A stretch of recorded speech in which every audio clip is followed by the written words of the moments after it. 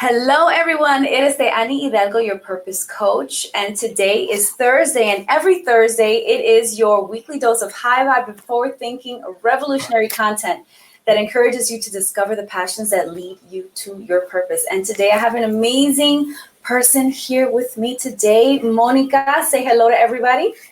Hi, how's everybody doing? I'm so looking forward to talking all about you and getting all in your business. For good reasons. For good reasons. You guys will see why. You guys know that I always bring people on here that have discovered the things that keep them going, even through trauma, drama, and all of that stuff. So today is a prime example of that we'll get into in a minute. But before that, I just want to make sure that we are live and everything is working technologically, because we always got to check, double check, triple check. So hello, everybody. If you're out there, say hello. Make sure you like and share if you know someone who needs to hear positive content that is, going to lift them up. And all right, let's get started.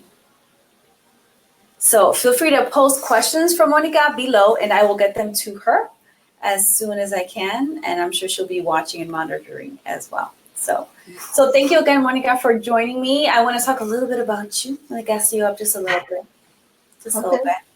I'm good with that. Go ahead. So Monica Alarcon is the founder of Amiga Circle, a diverse community, a diverse women community that networks with one another to provide mentorship and support through sharing of their individual stories, resources, and most importantly, by providing a platform where they can create access to information on various topics that can really help the community grow and personally and professionally.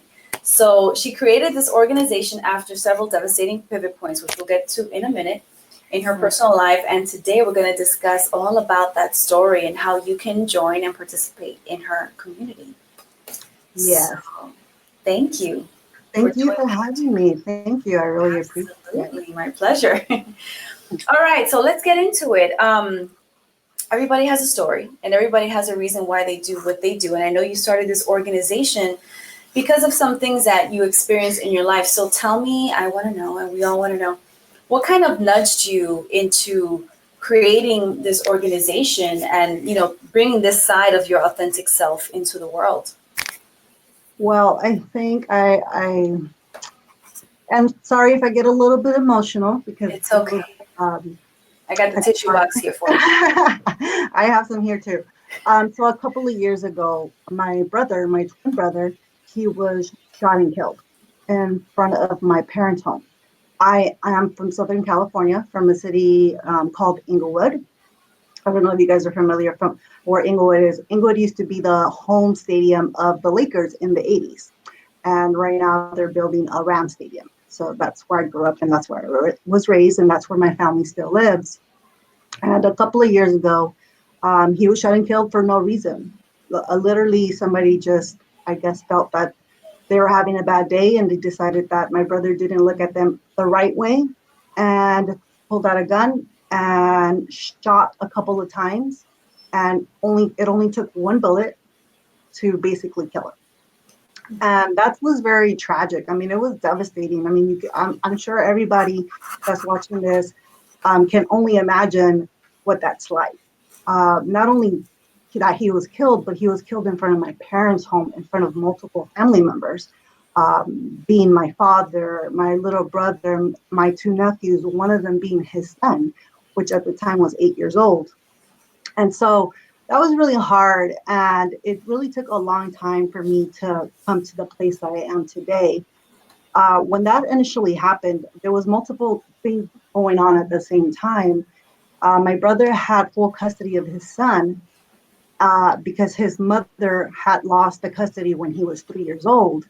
And so immediately when he died, my nephew's mother found out that he was dead. So obviously she came around and she tried to regain custody of him.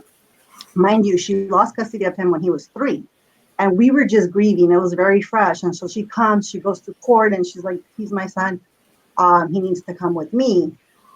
Obviously, we were like, well, we don't know your state. Are you okay?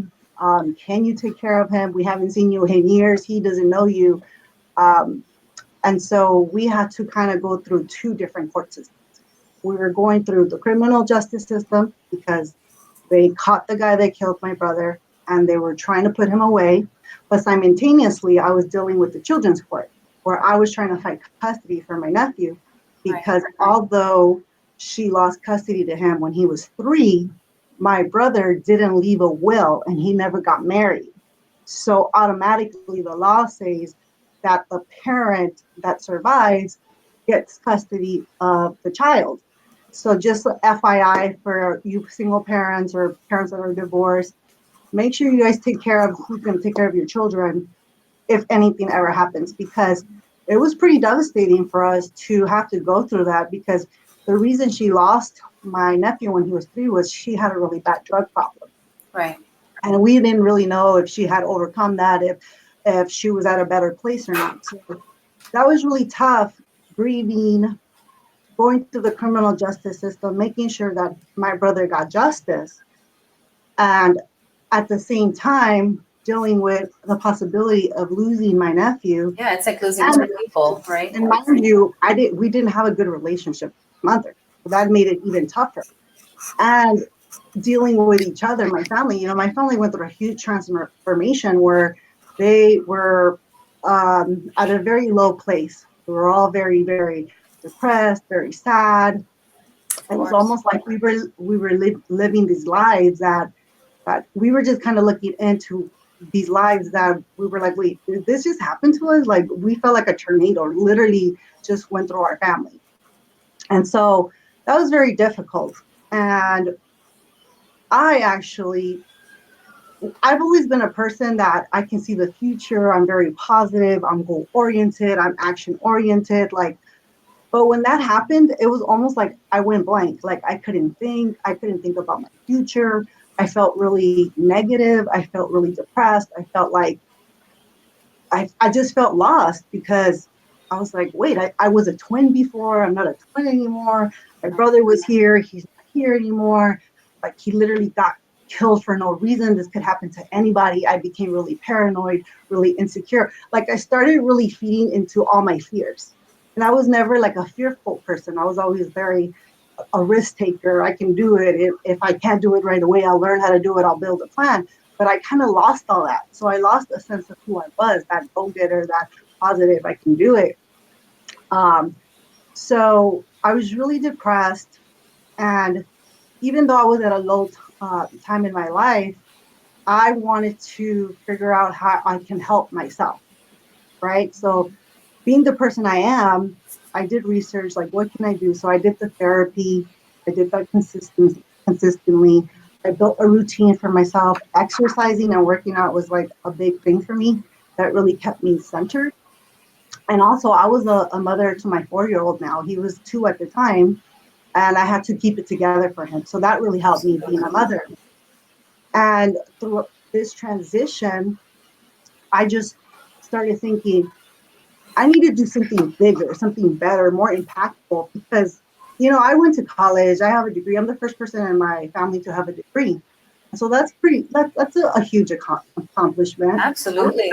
I'm a first generation Mexican American. I have a master's in public administration. I have a job that I actually really love. I work in the environment that I want to work in, which is higher education.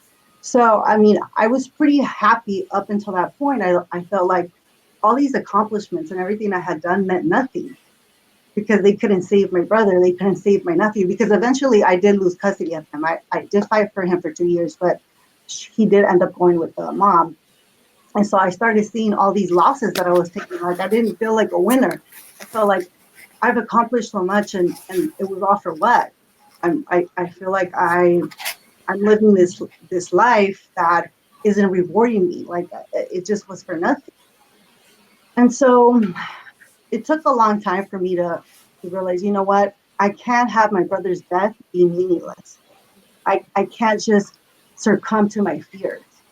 I really have to face my fears and be fearless and really have more faith in my path. Right. And so this is when I started thinking about, well, what can I do to really transform? What can I do to be my best self and represent my brother's death in the best possible light. And so I started thinking bigger, being more creative, being less fearless, and really just going for everything. If I thought of an idea, putting it into action. And that's kind of like how Amiga Circle came about. I started thinking, if there's women like me that go through traumatic things like I did, what do they need? What did I need at the time? Right? I needed support. I needed a little bit of guidance. I needed people who can understand me and have empathy. And But of at the course, you same needed friends, right? Amigas. I needed friends, I needed amigas, somebody to cheer me on and say, you know what, yeah, you're in a bad spot. You've gone through something horrible, but that's not the end of the road. Uh, you're going to do something greater. You're going to be better. You're not going to stay stuck, because when that happened, I felt really stuck, which is like unlike me. So I really wanted to, I knew I was going through this transformation. And I knew that it could either go bad, I could just become this person that didn't care and just say, F it. Something tragic happened to me. I don't care anymore. I'm not going to be a good person. I'm going to be bitter. Or I can transform and say, okay, I'm going to help myself. But in the process, I'm also going to impact people. I'm going to do for others like I would like others to do for me. So I created Amiga Circle, which is basically a group of diverse women from all ages, all educational backgrounds, whether you have just a high school degree or a PhD. It's just super diverse, because I feel like in this world, we all can help each other get through, whether it's trauma or an issue or help us solve a problem. I just started wanting to put out good into the world and uh, do the things that I would like somebody to do for me. Absolutely. So yeah, it took a long time. This didn't happen right away. It took a couple of years. It Right. was maybe about 2 years that I had to do a lot of work. And it's not easy. I don't want to make it seem like it's easy, because I've had a lot of ups and downs. And even today, I have my good days, my bad days. When you have something so tragic happen to you, like my family, that never goes away. Absolutely. It's always there. However, it's very important to have a plan. And for me, I had a plan. I wasn't like in the right mindset. Like, I didn't feel like I'm happy because I have a plan. No, I was like depressed. I was sad. But I guess the intellectual person in me was like, we're gonna make a plan. We're gonna make a plan and we're gonna stick to it. Because even though you feel like shit today, tomorrow, every single day, maybe for 360 days, you're gonna stick to that plan. You're gonna stick to it. You're gonna do it every day. You're gonna stick to your routine. You're gonna go see your counselor, your therapist. You're gonna vent with your friend. I have a best friend. I think she's watching. You know who you are. Sometimes I ignore her because I vent too much, but yeah, all those things really help me sticking to the plan, Absolutely. so I can then open my heart and my mind up, be like, okay, now how can I impact? How can I Absolutely. help others? How can I build a community around me so I can grow positively, so I can learn from other people, so I could connect with other people at a different level, at a deeper level, but also do the same thing for them. Yes. So let me stop you right there, because I want to first honor you for once telling your story, because I know that it's not easy, and I know that it was so hurtful, Yeah. and you kept it together, by the way. No tension. Thank you. But I know that it's not easy. I've also had loss. I mean, so many people have had loss, and it's not something that you can get over overnight. It's a process. So I honor you and thank you for sharing that part of your story. I know it's not easy, but I also honor you for taking the initiative, and it gives me goosebumps right now, because it's not everyone that can actually take a tragedy that's happened in their lives and something that's been so impactful. I mean, this was your brother. This wasn't just anyone, you know?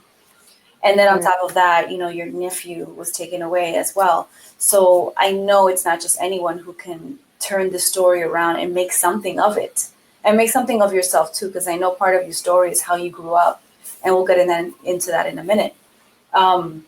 So I know that growing up, and like I've had a similar history growing up in the projects. Like, it's not easy when you grow up, poor, you know, parents were not as educated and things like that. So it's not an easy environment to Right. grow into and grow up in. But Exactly. you found the way. And so I want to know, one of the questions I have for you is, what were your signs? What were the synchronicities that you saw that kind of told you, I need to keep going and I need to build this thing? Like, what did you notice about your environment, about yourself, about things that were happening? Like, what kind of set you into motion? Because everybody has these things, these like little signs that the universe gives you, to keep moving. What do you think those were for you? Honestly, I think for me, intuition. Like I've always been a very intuitive person. Like, I always go with my gut. I am very analytical. I like to analyze things, but at the end of the day, I am very intuitive. And if I feel like it's right, then I go for it.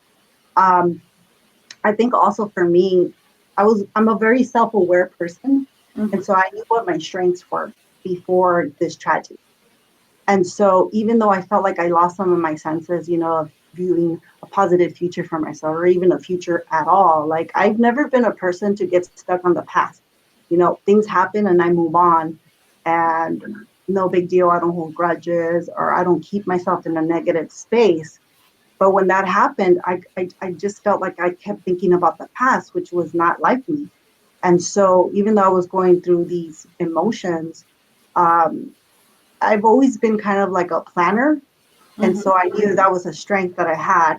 And so I had to utilize it. I had to find a way to make a plan for myself so I can be in a better place.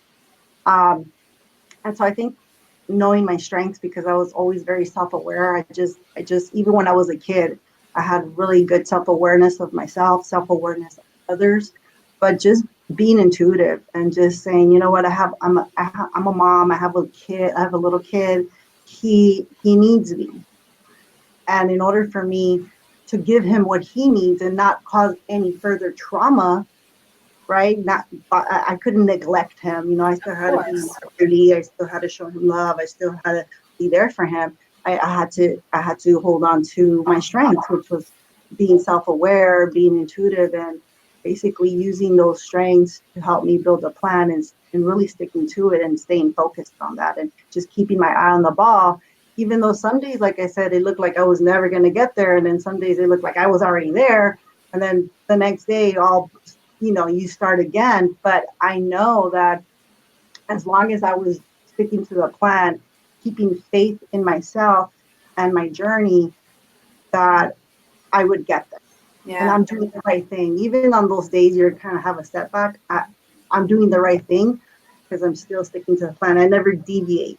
I was So, just the how plan. did you say that? Because one of the things that I like to talk about is alignment, right? Personal alignment. And for a lot of people, the reason they fall off track is because they fall off alignment with themselves. So, how did you continue to keep yourself centered and keep yourself aligned to who you are and your goals through this process? I think faith. I have to just say faith because, and crying a lot, crying to myself, releasing that helps.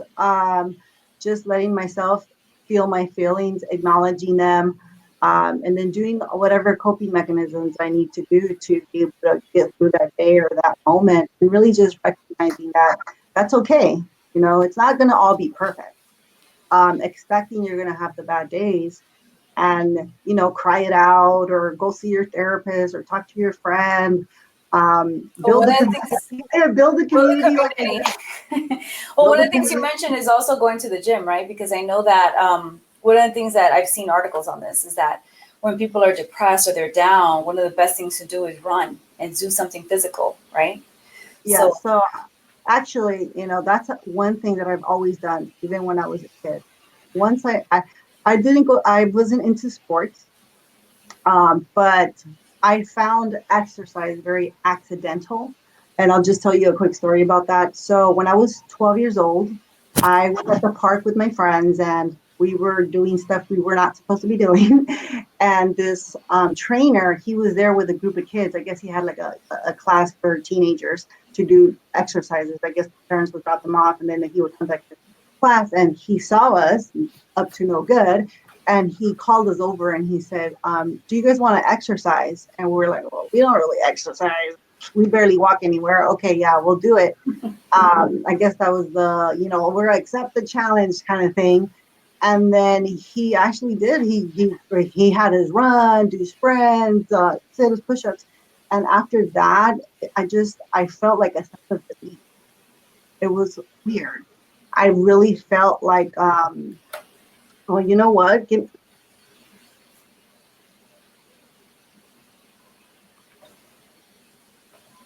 Uh-oh. I think we lost her for a second.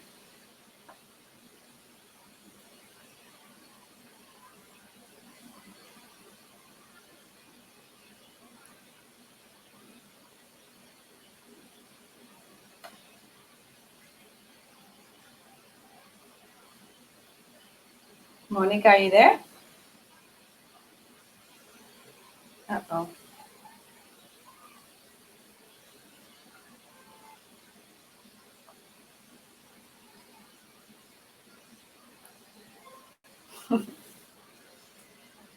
Hey, everybody. If you guys have any questions about what you've been hearing so far, and if you have stories of your own of things that have happened to you and how you've been able to move forward, just, post a comment below and let me know if you have anything to say.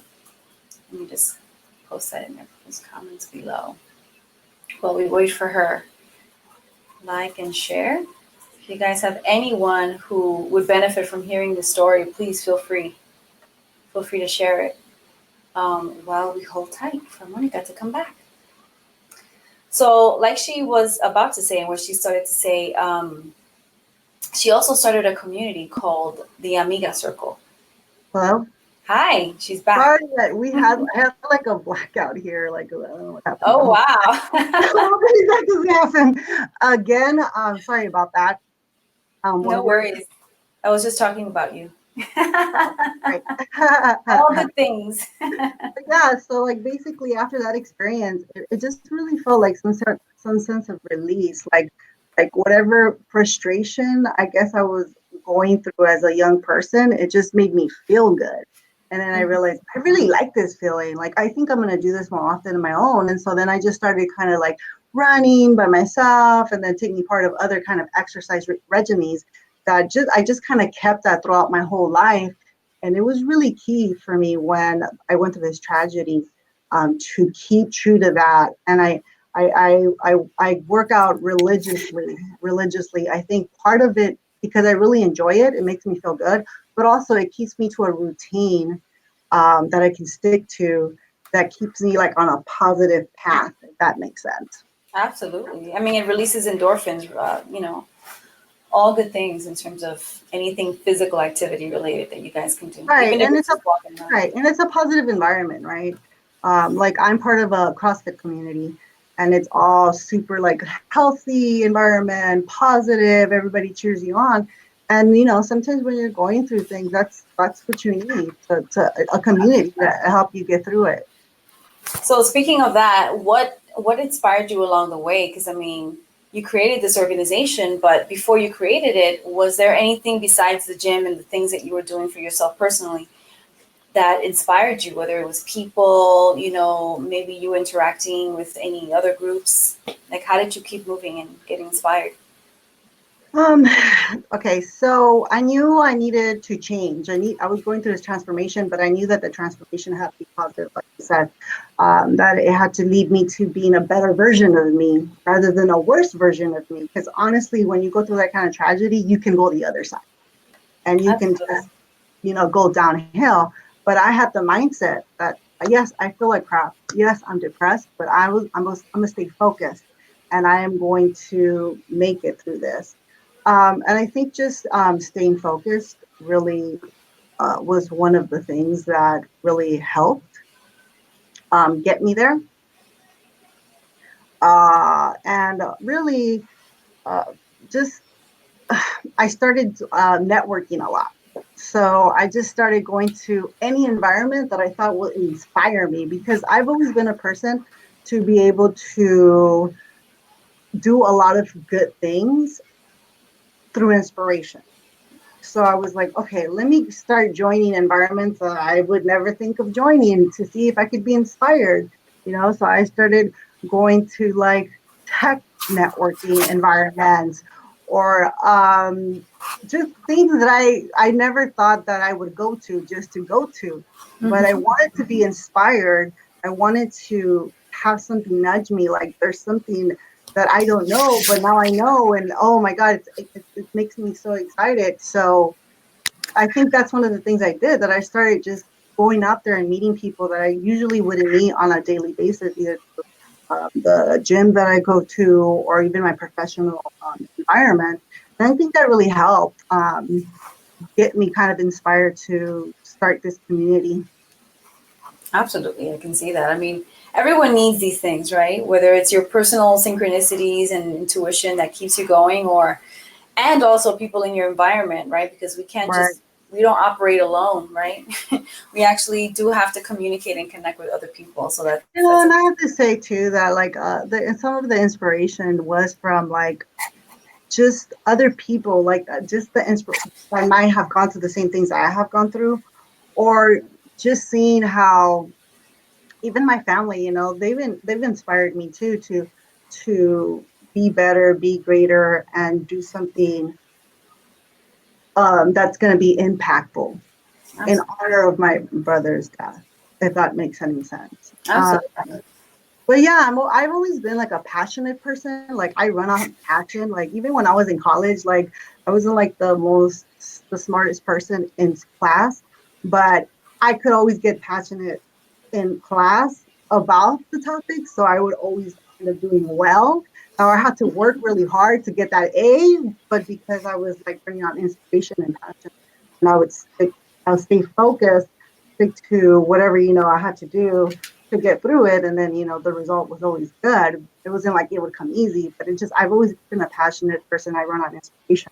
And so again, I kind of relied on my strength, and then I just went out there and met a bunch of different people. I still do. I do a lot of networking. That's amazing. I can talk about passion all day long. 'Cause I mean, that's why part of the reason why I built this, because I feel like people need to be more passionate about their lives. They need to be more passionate about themselves, about where things are going, about where their lives are going, and how they're connecting with other people. Like that's all part of life, and that's the kind of stuff that keeps you inspired to do things and go places, right? So I'm a Right. big fan of passion. So that said, how do you continue to foster that passion within yourself? How do you hone that craft that you have, that thing? The inspiration and the passion. Just keeping myself grounded, you know, continuing to do that personal growth, that self care, um, always making sure that I am putting the energy out into the world that I want to receive. But most importantly, that I'm also creating a world that's going to impact my son. My son's only 4 years old, you know, so I want to be a good example for him that, hey, if mommy can do it, then you can do whatever you want. You know, the sky's the limit, no boundaries. As long as you have self confidence and you walk with faith instead of fear, then you got this. So Absolutely. I think there's multiple levels, but I think, yeah, just trying to create a world that I would want him to live Yeah, totally. All right, we have a couple people. Hey, Jose. Hey, Lee. All right, so if you guys have questions about her journey so far, feel free to type below, type the comments below. All right, so let's get into this community, because I know that you built it, because of this inspiration that you had based on the tragedy that unfortunately you had to experience. So in. again, thank you for turning your tragedy into something beautiful. What is the organization about, and like how do you guys operate, and how can people get involved? Okay, so I have a website. It's called www.amigacircle.org. You guys can check us out through there. I also have a closed group community on Facebook where basically we share each other's stories, we provide resources to each other. It's a networking opportunity as well. We give each other advice. It's an opportunity for us to either sponsor or mentor. Another thing that I think is cool about our community is we're also all about doing stuff for other communities. So, like a couple of months ago, we actually took part in a prom. It was for Compton girls who couldn't afford prom dresses. Oh, So, what the members did, we got a couple of dresses together, and we donated it to the Compton girls so they can pick out prom dresses so they can go to prom. So part of what we do is, yes, we want to network with each other. We want to do that personal growth, that professional growth, provide resources, and so on. But I'm a big believer that also giving is part of personal. It also makes you Absolutely. feel good. And so that's one thing that we advocate is also doing stuff for other communities that might be in need as well. I love that. So we provide that opportunity, right, for you to be able to contribute to a community that you might want to contribute to. Sure. So if someone wanted to join this community, what should they expect? Like what kind of people that will they interact with? What kind of services? Like what's going on inside behind So closed actually, doors? right. So right now we're actually in the process of making it a nonprofit organization because my goal would be to provide actual workshops for a lot of the members and anything that they might need resources in or just information or just to network with other members in the group. But also, like I said, to do a lot of community work. Right now, I'm actually in the process of working with the city of Inglewood. I want to start a youth group under Amiga Circle that impacts not only girls, but young boys in inner city communities. So that's a project. We have a lot of different projects that we're trying to work on like that, where we teach them about community safety, but also community dignity and value, right? Because sometimes in these inner city communities, there isn't no like, I guess I should say, people don't really care because there's not high home ownership, right? So if there's not high home ownership, people don't Right. really feel like they need to take care of their city or Right. their home because it's not theirs. But one thing we really want to do is teach these young people that grow up in these inner city communities that yes, even though your parents don't own property and maybe you won't, I hope they do, but if they don't, that doesn't mean you shouldn't care about your community, keeping it safe, having a good relationship with police department in those cities. So we do projects like that as well. We're also going to work on a project called No Birthday Left Behind, which is basically helping throwing a birthday party for kids who are in the foster care system, in which they might not experience that because of that. So, like I said, we are a networking group where we want to help each other professionally, personally, right? But we also want to do stuff for the community. I love that because that also builds a connection with the community. Right. And I know that obviously one of the reasons what happened to your brother happened is because there was really no connection between him and the person who killed him and your brother, right? Yeah, It there was was none. right. Ran. So had there been some community, some relationships built, perhaps this would not have happened, right? Like, Exactly. Yeah, I feel like in the inner cities, there's a lack of education on a lot of things. There's a lot of resources that are needed that are not provided. We can talk about mental health all day, probably, um, especially in these kind of inner city communities, right? So yeah, just trying to help each other, but also identifying issues in communities and where we can also and help, right? So they don't have to go through some of the things that we went through, right? And so like one of the devastating things for me with my brother's death is that we grew up in the 90s and I feel like in the 90s it was a lot more violence, a lot more gang violence, especially in inner city communities like the city I come from in Inglewood. And it really devastated me because I was like, wow, we were able to like survive that decade, right? Of like violence, drugs, to incredible. grow up to become adults, live for the most part positive lives. And my brother didn't even live in Inglewood. He was living about 2 hours away. He just happened to go visit my parents that Saturday. And so for him to end up like dead, for his death to be so tragic like that, from a person who really just had street mentality, it really like bothered me because I was like, wow, we survived the 90s and there's still people walking around with this mindset.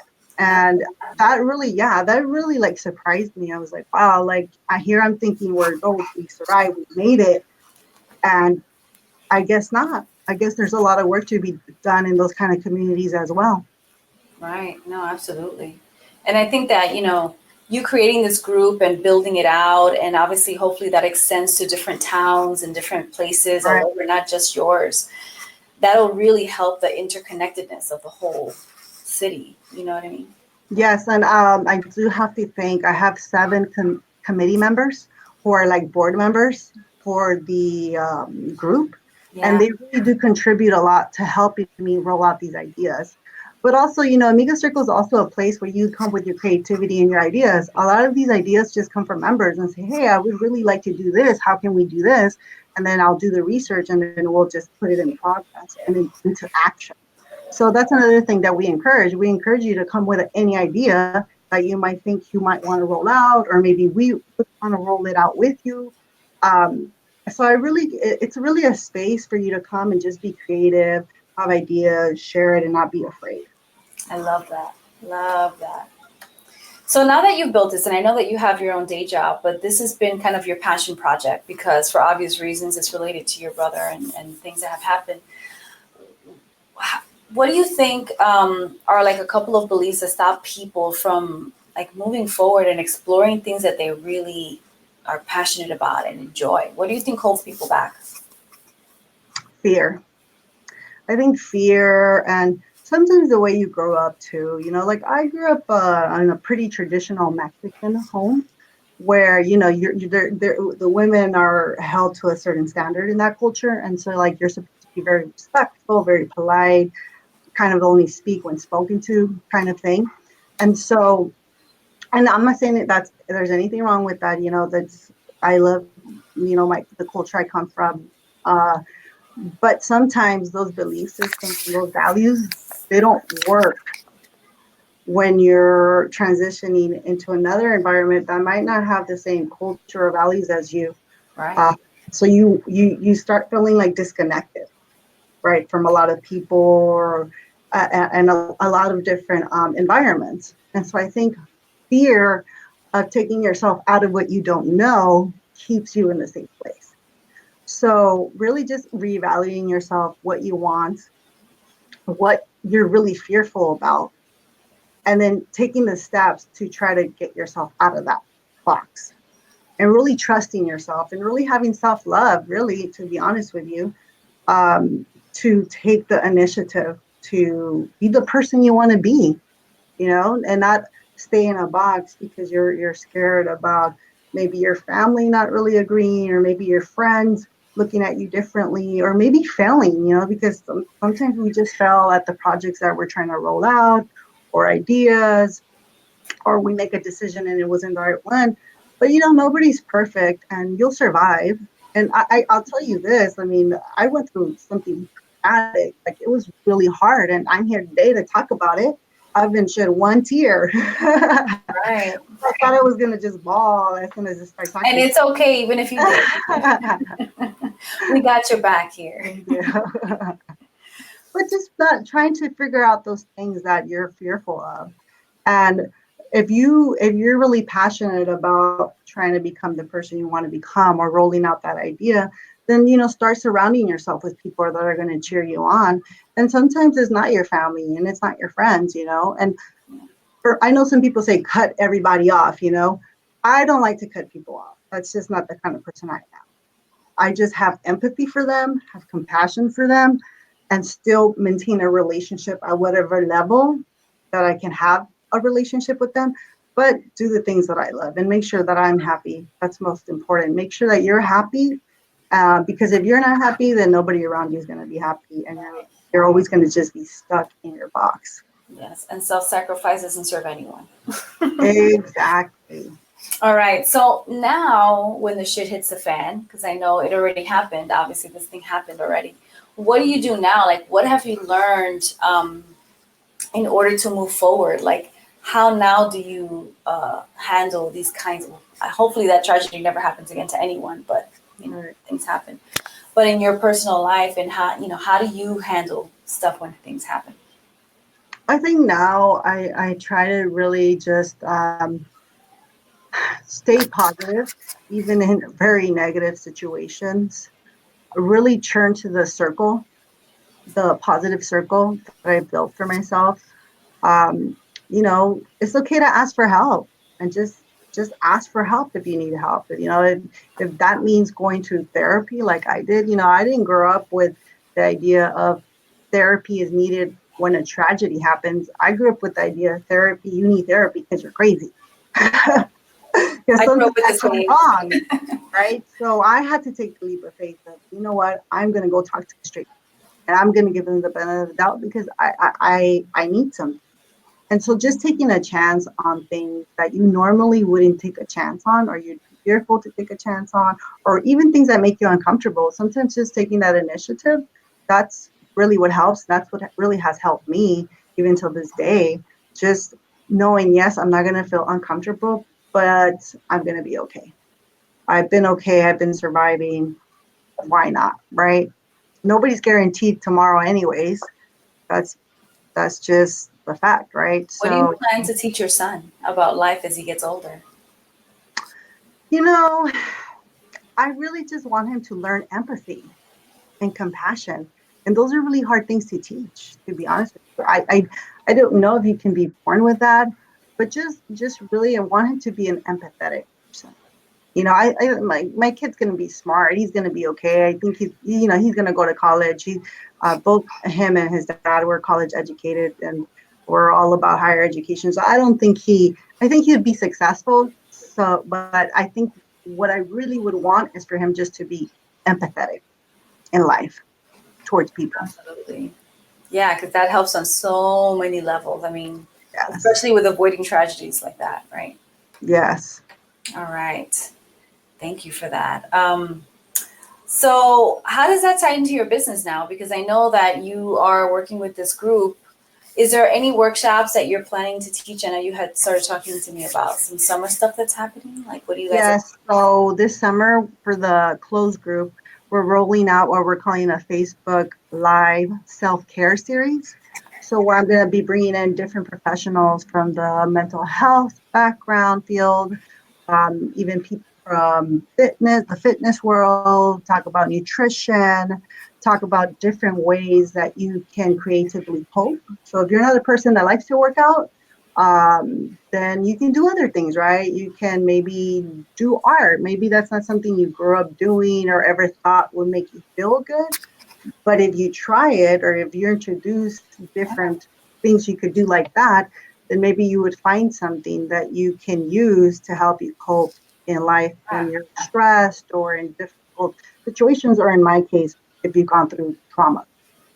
So we're going to do that, and I'm also going to have a person talk about the brain, the just how the brain works. She's a neurologist, and I think a lot of people don't understand the science behind the brain and how that works. And I think that that's like valuable information, and she's going to talk about it in a very simple way that anybody can understand, and then they can use that information and take it back to their life and see how they can apply that. Absolutely. So, if there's one message and one mission that you want to impart about this organization, what would it be? Mm-hmm. That we're a diverse community of women who want to sponsor each other, mentor each other, but also at the same time do a little good in the world and do stuff for other communities that might need some help. Absolutely. Love that. All right. So, you can find her, well, find the organization at amigacircle.org, right? Yes. And how can people get in touch with you if they wanted to collaborate or talk with you, chat? They can email me at amigacircle Mm-hmm. at outlook.com. At outlook.com. Okay, cool. I'll put it in there for context. And what kind of are you looking to collaborate with other organizations? Like, Oh, what do you guys? yeah. I'm open to partnerships. I'm actually um, probably going to partner up with a community called Blockchain. I don't know if you've ever heard of them, but they actually educate people on digital currency. So we'll see what kind of creative partnership we could come up with there. And yeah, I'm open-minded. Like I said, this is a group where we're not just talking about one thing. I'm all about diversity. Like I feel like I operate the best when I learn about different things, not just one subject. And so that's kind of what I want to create in this community: diversity, real diversity in ideas and people, and projects. Absolutely. So now that you've founded this organization, do you think you're going to take it international? What do you think is going to happen?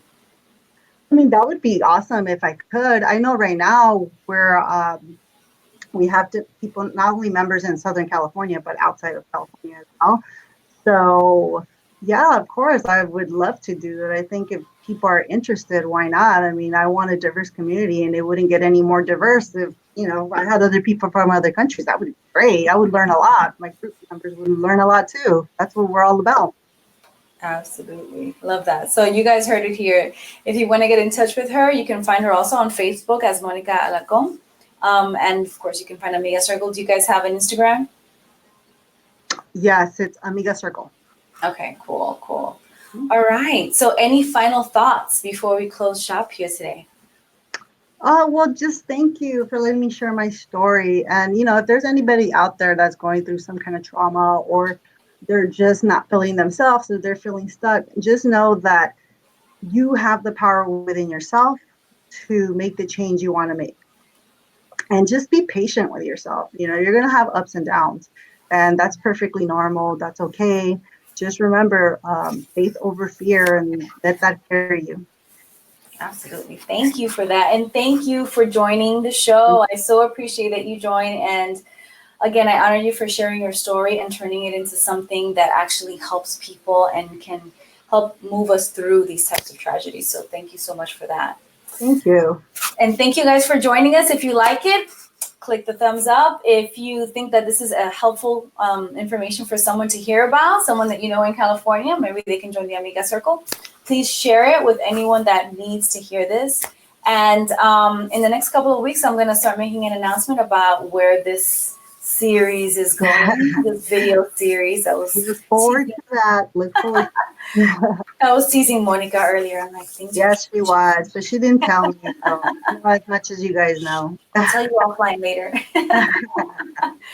So I'll be making some announcements in the next couple of weeks. And we're taking a hiatus over the summer too. So, but thank you for the next couple of weeks. We are still having our show. So thank you for coming and joining us in the Purpose with Passion show every Thursday, which is your weekly dose of high vibe, forward thinking, and revolutionary content that inspires you and encourages you to discover the passions that lead you to your purpose. And thank you again, Monica, for joining us. Yeah. I look forward to hearing more things about your organization and how you guys grow. I can't wait to hear it. And in the meantime, you guys, see you on the passionful side.